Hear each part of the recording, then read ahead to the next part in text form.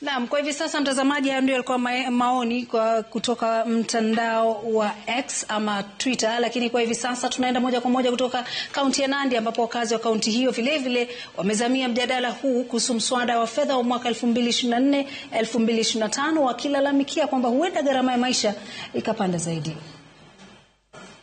Na sisi kama wakaaji tunangojea sana hiyo issue ya finance bill, kwa sababu hii ndio mikakati ya rais sasa kuweza kupangilia mipango yake na kuunda budget yake kulingana na ile manifesto yake uweze kuingiana na ili maendeleo yoyote iweze kuendelea kwa nchi. Hakuna jinsi unaweza epuka kuweka mambo ya ushuru, na ushuru ndio inaendeleza nchi.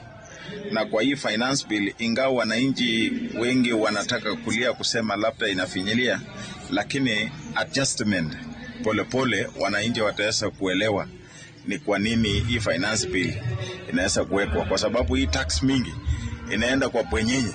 Sisi tunaelewa, and we really want the president to do it.